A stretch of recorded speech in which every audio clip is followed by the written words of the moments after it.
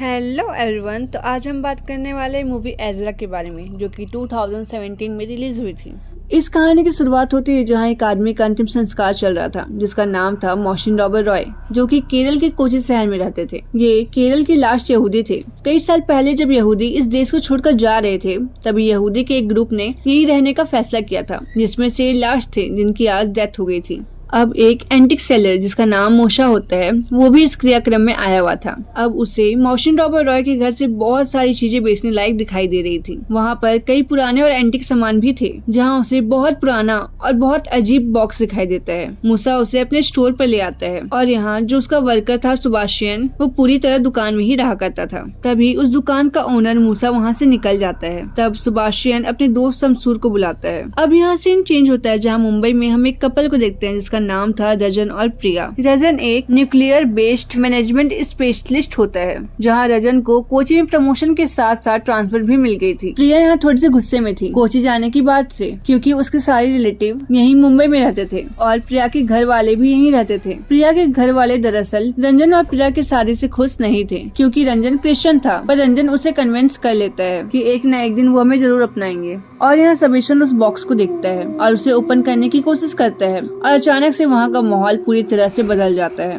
उसे वहाँ पर किसी के होने का एहसास होने लगता है। वहाँ के सामान अपने आप ही हिलने लगते हैं और एक शक्ति उस पर अटैक करके उसे बुरी तरह से मार डालती है। अब यहाँ अगली सुबह एएसपी सफीर अहमद इस केस की इन्वेस्टिगेशन करने के लिए आते हैं, जहाँ वो सबेशन की बॉडी को देखकर दंग रह जाते हैं, क्योंकि वो बहुत ही बुरी तरीके से एक संदूक में फोल्ड होकर रखी थी। और यहीं दूसरी तरफ रंजन हमें अपनी कंपनी में दिखाई देता है, जहाँ पर उसे अपने काम की ब्रीफिंग मिलती है और उसे इन्फॉर्म किया जाता है कि कोची से रेडियो एक्टिव मटेरियल की ट्रांसफॉर्मेशन की पूरी जिम्मेदारी उसकी होगी और ये काम काफी सावधानी से करना होगा, क्योंकि अगर एक भी गलती हुई तो पूरा शहर तहस नहस हो जाएगा। और इस काम में एसपी सफीर को रंजन के साथ रखा गया था, क्योंकि इस काम के बहुत से लोग विरोध में थे। यहाँ एएसपी उसके दोस्त शमसूर से पूछताछ करते हैं, जहाँ उन्हें कुछ भी पता नहीं चलता है। अब यहाँ रंजन और प्रिया फाइनली एक बंगले में शिफ्ट हो गए थे, लेकिन प्रिया का यहाँ पर बिल्कुल भी मन नहीं लग रहा था, जिसकी वजह से वो घर का इंटीरियर चेंज करने का सोचती है। अब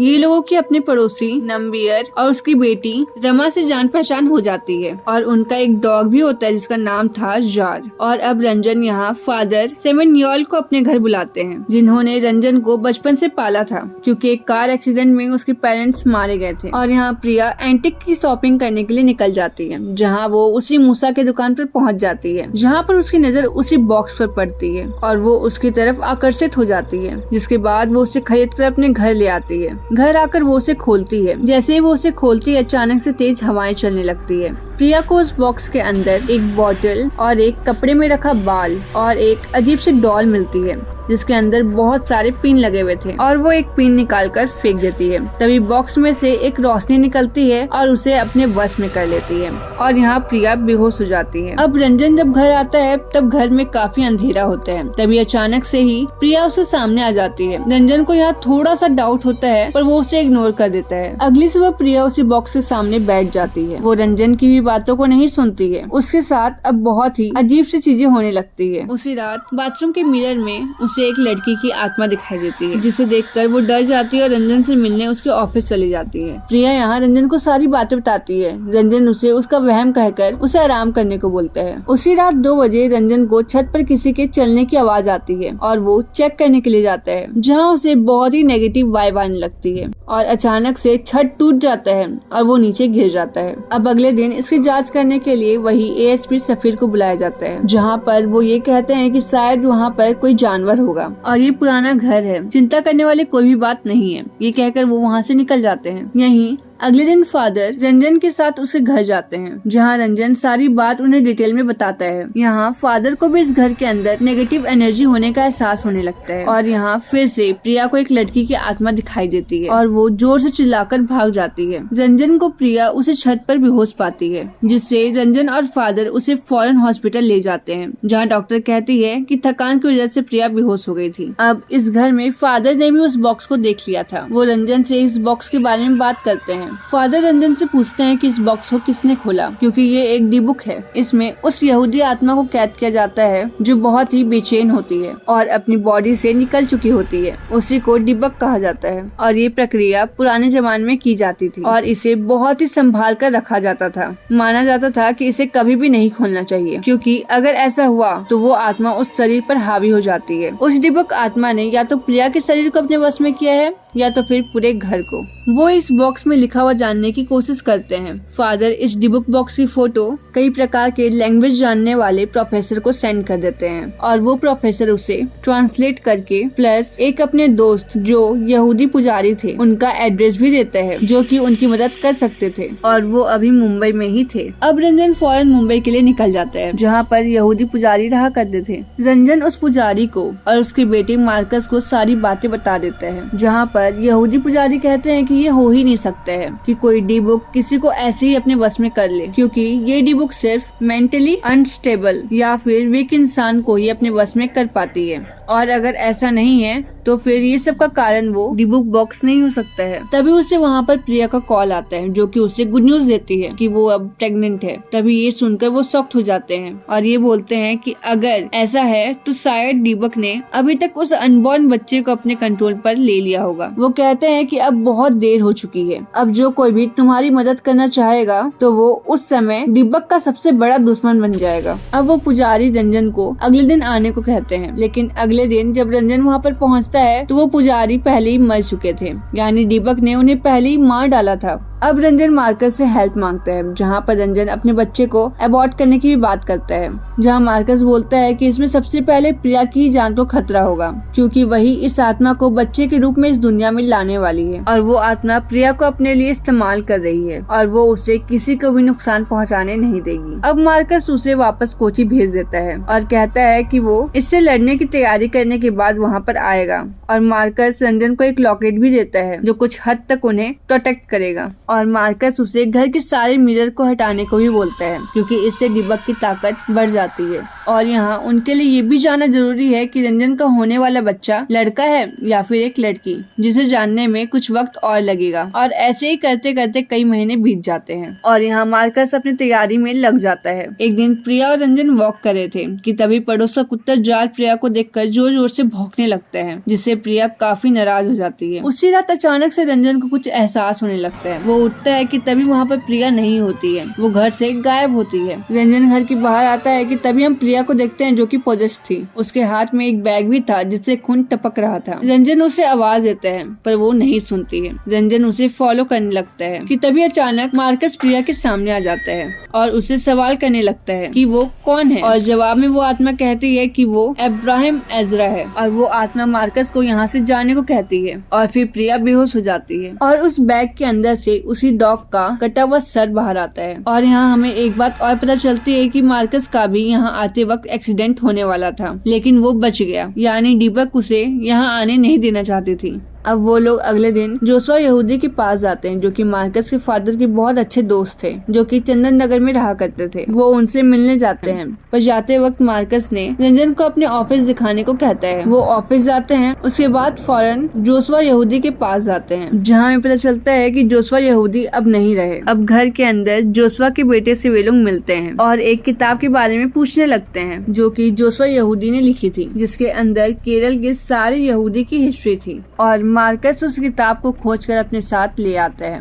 और बाहर मार्कस और रंजन एजरा की स्टोरी पढ़ने लगते हैं। अब कहानी यहाँ से जाती है 1941 तिरुवनंतपुरम कोची, जहाँ पर हम अब्राहम एजरा को देखते हैं, जो कि यहूदी होने के बावजूद एक क्रिश्चियन लड़की रोजी से प्यार करता है। अब्राहम के फादर याकूब एजरा एक बिजनेसमैन थे, जो कि ब्लैक मैजिक भी किया करते थे। उनके हिसाब से यहूदी ही इस दुनिया पर राज करेगा। जिसके बाद एजरा रोजी के लिए यहूदी वेडिंग गाउन भी लाता है और उसकी ये विश थी वो वही गाउन उसकी शादी पर पहने। रोजी यहाँ पर इस रिश्ते के भविष्य के लिए काफी ज्यादा परेशान होती है, इसलिए वो एजरा से हॉली क्रॉस की कसम लेती है कि वो उसका साथ कभी भी नहीं छोड़ेगा। अब यहाँ एजरा अपने फादर से शादी के लिए बात करता है, पर उसके फादर साफ साफ इनकार कर देते हैं। अब थोड़ी दिन के बाद रोजी के घर वालों को भी पता चल जाता है कि रोजी प्रेग्नेंट है, पर वो एजरा का नाम नहीं बताती है। काफी दिन बीतने के बाद रोजी के पास एजरा का लेटर आता है और वो उनके बीच में जो कुछ भी हुआ उसे भूलने को कहता है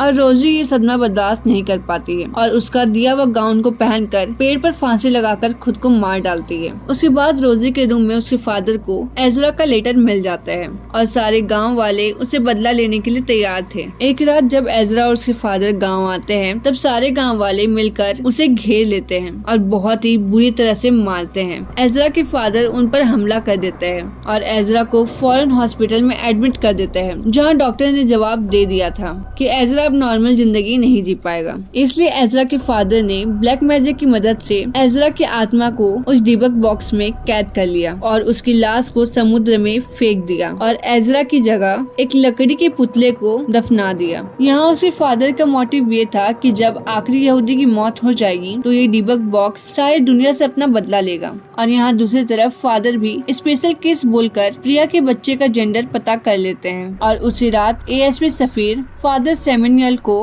कुत्ते के कटे हुए सर के पास प्रिया की पायल मिलने की बात बताता है और यहाँ फादर उसे होने वाली सारी सच्चाई को बता देते हैं और सफीर से मदद मांगते हैं। और यहाँ पर अब घर पर प्रिया की मदर भी आई हुई थी और वो रंजन के साथ मंदिर घूमने को जाती है। और यहीं दूसरी तरफ एएसपी सफीर और मार्कस कब्रिस्तान जाते हैं ये चेक करने के लिए कि इस किताब में लिखी हुई बात कितनी सच है। और ऐसा ही होता है, उस कब्र में एजरा की बॉडी की जगह एक लकड़ी का पुतला ही होता है। अब मार्कस एएसपी सफीर को कहते हैं कि उसे इस प्रक्रिया को पूरा करने के लिए 10 यहूदियों की जरूरत होगी ताकि उस आत्मा को उसे डिबक बॉक्स में कैद करके उसे समुद्र में फेंक सके। मतलब इसे खत्म नहीं किया जा सकता है, बस इसे वापस कैद कर रोका जा सकता है। और यहाँ रंजन जब मंदिर से वापस घर आता है तब प्रिया उसे वही ऊपर कमरे में पॉजिटिव स्टेट में दिखाई देती है और तभी अचानक से एएसपी सफीर उसे पीछे से आकर मार देते हैं। अब यहाँ पर एक बहुत ही बड़ा ट्विस्ट सामने आता है। दरअसल जिस रात प्रिया ने